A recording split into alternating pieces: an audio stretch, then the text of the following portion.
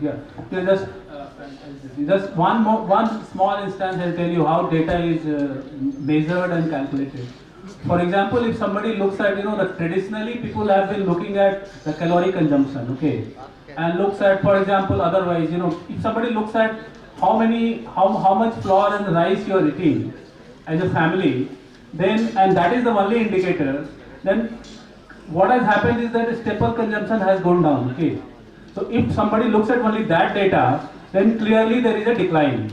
But people are not eating chapati and people are not eating rice and people are moving to maybe milk and vegetables, and if they are not adequately captured and given proper weightage in that particular indicator, then suddenly you get what you get is wrong data. Okay. Similarly, some people are spending money on data. Okay. That is, if that is not captured, then again there is so as Mr. C said very clearly, all statistics, all data have to be very carefully analyzed. What it is measuring, what it is not. Please, Mr. Hello. I was listening to them, and I just want to inspire all of you that nothing to worry. India has got big plans and big things happening. We have got a big population to feed also, so that we have got our problems are also very big. But God is great, don't worry. We have started our journey from 1947 with a Hindu rate of growth of 2%, 3%. Now even 4.7 is less for us. So we are very highly inspiring, and no doubt that we are going to lead. We have led this world 700 years back also. We were number one, number two 700 years back. Again we will come back to 1, 2, 3 only. Don't worry. So absolutely lot of opportunity, but the only thing we have to change our mindset that only jobs are not required. You have to become entrepreneur also. You have to do startup. You have to do innovate.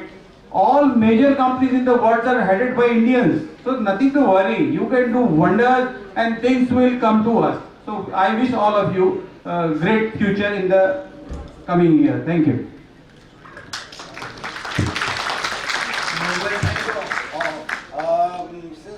Let us try to end on a positive note. Mr. Dasani has said some good words, so let me try to add on it. In this environment of gloom and doom, let me try to take you a few years, a few decades. Some of you might remember in October 2003, when the government was headed by then Prime Minister Atal Bihari Vajpayee, shortly before the electoral campaign, before they went into election, they ran a electoral campaign called India Shining. I don't know how many of you are aware, some of you are too young, so maybe the theoretical basis of this India Shining campaign was provided by a very comprehensive report, which has become a universal reference point since then. I just turned the economic theory complete upside down, a real paradigm shift in more ways than one. So let me highlight some features and why it says that the Indian growth story is here to stay, is here to gain traction. For those of you who are very young, it has some relevance, so let me try to briefly capture in a minute or two. Traditionally, I think someone mentioned population has been a drag on the development process. That has been the traditional mindset of economists, development persons, down through the years. I think going back to the days of 1798, Thomas Malthus, arithmetical progression, geometrical progression, population grows by geometrical progression, food grows by mathematical. So I don't wish to go in those mathematical formulations. Simply said, more population, lesser per capita income, so drag on the economy. For the first time, this team of two persons, Dominic Wilson and Rupa Purushottam, and a young lady, came up with an entirely different set of formulations. And they have come up with a term which has now become the standard lexicon. All over the world, it is briefly, you do a Google search, you may get billions and billions of it. Two terms are very crucial. One, demographic dividend. The other, they coined a term called BRICS. Brazil, Russia, India, China, South Africa. And this is a very there is some writer also to it. In all those discussions, we tend to gloss over it. But anyway, I will refer to it because I went through that report about 20 years, 15 years back. So there they said that because of this demographic dividend, because India is a growing population. Half the country is below the age of 35. So you people are in this productive age group of 25 to 60. You have potential to work. For example, the other most stark example is that of the Japanese experience where the people are maybe 75, 80. So their productive potential has gone down considerably. And this provided a completely new space on the traditional development studies that we have been carrying on for centuries. Rupa Purushottam and Dominic brought about some kind that this is what is going to propel the economy, emerging economies of today and the development process globally till 2050. This 2050, they said, they have projected on a very scientific basis. This report is easily available. You do a Goldman Sachs, you do a the Rupa Purushottam Dominic put breaks or demographic dividend they have identified, you will immediately come up with a report that India would be the largest economy, and there are justifiable reasons for that. However, as Indians, sometimes we have a tendency to gloss over some of the items, and all this debates, discussion, all this narrative, there is again an idea as economists, as balanced, and we must be aware of all sides of the picture. So in the last section of that report, they have sounded a note of caution. So that to my mind is also very important. Everyone swears it has become the new Bible or Gita or Amcharitmanas or Quran or Guru Granth Sahib all over the world, especially in the emerging market economies of India, Brazil, Russia, China, everywhere. But in the last section of the report, Dominic Wilson and Rupa Purushottam have highlighted three issues. They have isolated and identified three issues of considerable contemporary significance. And those are issues of employment, issues of health, and issues of education. I am happy to note that in the panel discussion, even these issues came up for repeated mention, repeated discussion. So they have sounded a note of caution that unless these three issues, these three persisting issues are addressed in a coordinated, concerted manner with a sense of urgency. I said it somewhere else also, that is my point. India's so-called demographic dividend may well turn out to be a demographic disaster. But then we seem to be the government, everyone, Planning Commission, its New Niti, everyone is aware of all those issues. We are working on those, providing employment, health, education, all those. So I think there is no reason to despair, and possibly there is a light at the end of the tunnel. Thank you very much. Yeah, just we'll be closing. Just before that, I'll just give you, many of you knowing it, demographic dividend you may hear continuously. So what is demographic dividend? Just one, because many of you may be wondering often. So essentially, more working population. The whole idea is that it's like in a family where if the more youth are earning and less people are old, then that family will do well. Okay. Similarly, the whole idea is that because it's a young population, so somebody gave this theory, gave the name that more earning population can support larger growth. Okay. And compared to, so this is demographic dividend. And okay, so we are coming to this end of the session, and if you have any queries, any questions, we'll welcome that. Otherwise, we'll be closing it. Thank you.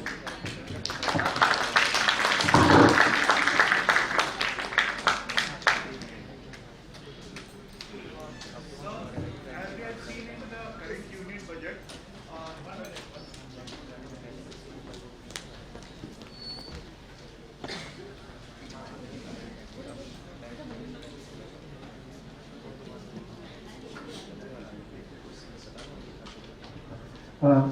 Sir, as we have seen in our current union budget, the government has increased the capital expenditure, but it has reduced the infrastructure spending.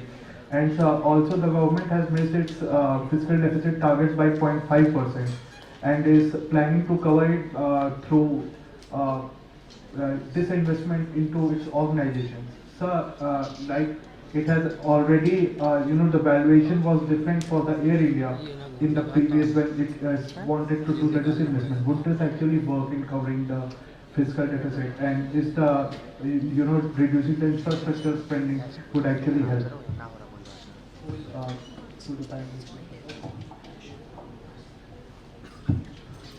So this is my view, and it may sound pessimistic also. So, I'm just putting a disclaimer. So, I think the government, whatever fiscal deficit number 3.3 and it has been revised to 3.8, the people who say that the actual fiscal deficit number would be much higher than that if they have to pay to the Food Corporation of India and they have to pay to their dues, but that is the way all the government does it. It just is a difference in the terms of degree. I think in my view the government should not at all worry about fiscal deficit at this point of time. The most important thing is that how do you accelerate growth? And the growth does not come. See, when you talk about these mobile phones and all, it is good. The growth will come from the bottom of the pyramid, which is big. So when you look at the income the structure is like a pyramid. So if you address the base, without too much worrying about fiscal discipline is important. But at this point of time, we are at a stage where the worry about fiscal deficit has to be foregone, and it is more to do with how do I create the demand at the consumers at the bottom of the pyramid. That will have a... I just wanted to add just one more thing. You are saying that whether disinvestment will actually bring proceeds. Okay. So see, they are talking about disinvestment, and there are a large number of very, very valued PSUs. Of course, LIC, disinvestment in LIC was a major revenue opportunity. So they can do it, but whether the political will, whether everything will go well, that is always a challenge. Otherwise, they want to divest and get revenue. I mean, that's not a challenge. But whether they will do it, it's a question. Just 1 second, I think I agree with Mr. Prabhakar Singh that fiscal deficit, fiscal prudence is very important both for the long-term sustainability of the growth process, also to send the right kind of message to international investors. But having said that, given the kind of macroeconomic slowdown that we have in the economy today, and there's a very rich economic literature to back this kind of a thinking that what he said that we have to focus on deeds of reviving the economy, putting money in the hands of the poor people. What John Maynard Keynes wrote in 1930s, I think if you do a Google search, my paper would be available. I think I wrote it for the Economic Times or Financial Express. Pump priming. This is not my term. This is the term of John Maynard Keynes, so we used first time in 1930s in the context of the Great Depression, adopted by most countries 1930s. Again, post-global financial meltdown of October, this term came into increasing being, and given the kind of situation, that complex situation we find, maybe reviving the economy, pump priming the economy has far greater significance than the temporary needs of sticking to a fiscal deficit number. Any more questions? So, just one more question. We are lacking so you just said that the problem which we are facing is cyclical. So if you look at NBFC crisis, so if we have an NBFC crisis, that means we have a crisis in terms of access to financial services to low income households and also the micro enterprises. And if you look at the internet penetration, overall internet penetration rate, it's just 40%. So if you look at remaining 60%, don't you think that it's a structural problem because we need to have a kind of infrastructure to have an inclusive financial system? No, it is cyclical as well as structural. Okay. Cyclical, why? Because I gave the example of during 2008-9 to 2012, excess capacity was created in a lot of sectors. Okay, so that is cyclical. But structural, what you said is right. Structural is something where the twin balance sheet or which became four balance sheets problem.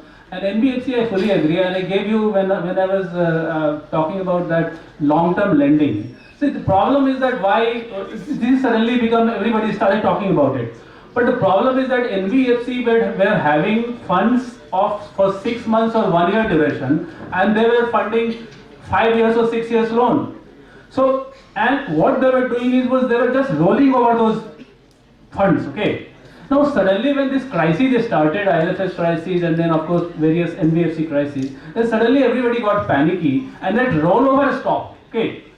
So the moment rollover stopped, then the entire NBFC sector, consumer goods sector got into panic mode.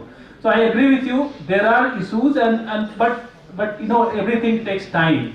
So last 2 years, this crisis started 2 to 3 years back. Now hopefully the financial institutions have become wiser, and there would be, the government is making efforts to provide a different kind of, and that is why I said a different. You can't be the consumer finance and housing finance and vehicle finance cannot be bracketed with steel sector finance and power sector finance. So those have to be a different, and NBFC sector, most probably NBFC sector was a complete, squat away kind of, all kinds of fly-by-night operators were working in that. So people are hoping that consolidation will happen, and maybe better players will come, and that will start again flow to the consumer sector. Thank you. Sir, I have a question. Firstly, you stated talked about stats and statistics. No more questions after this. No, I was raising my hand from the very beginning and I didn't. It's okay. I just said You have no to more wait, questions no. after this. Last question. Last question. Yeah, so the question is, since you were talking about statistical data, yes, data is what gives the clearer picture of the economy. And for me, hope is not just a four-letter word. We should keep hope in our, and not lose our hope in the economy. So, and you also talked about unemployability.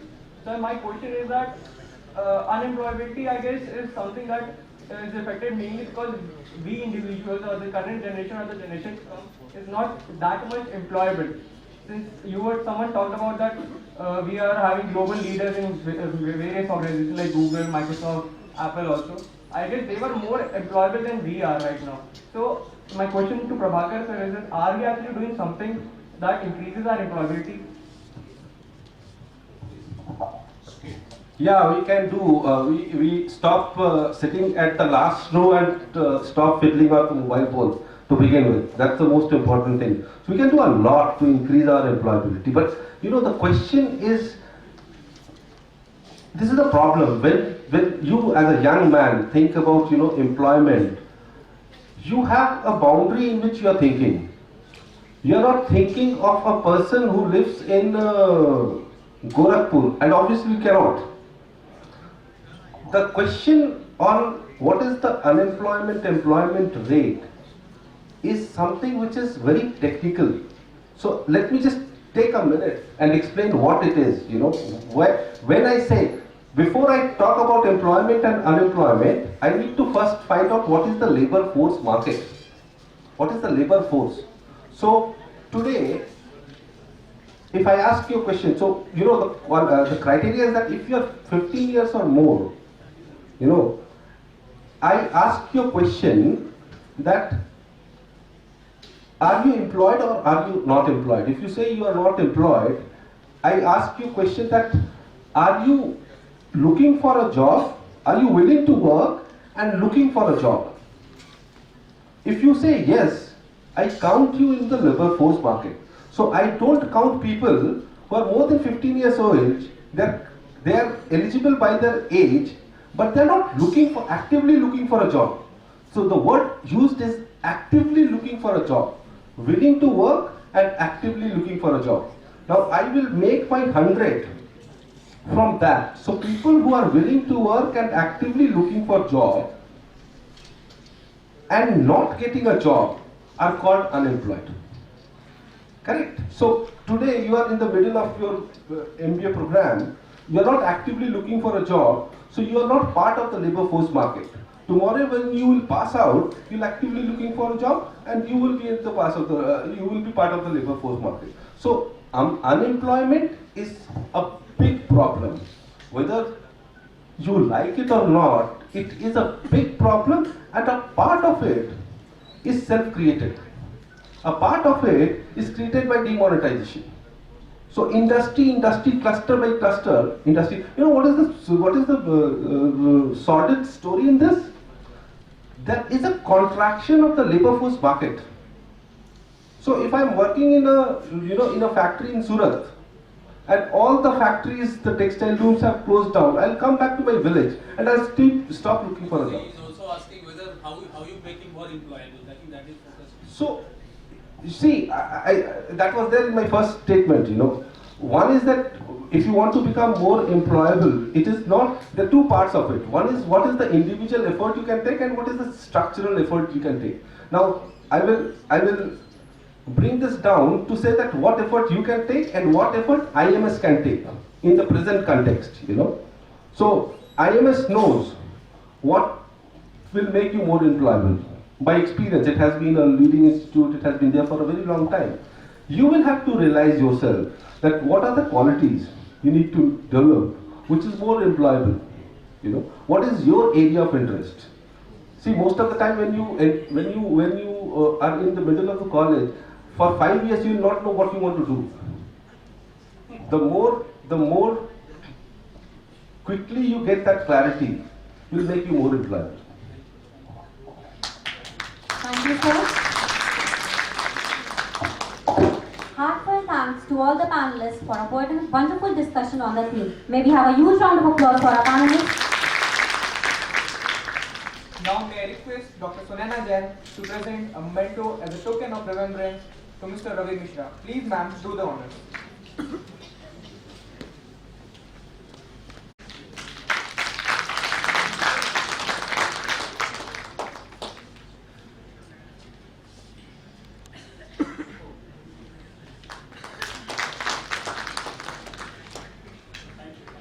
Thank you, ma'am.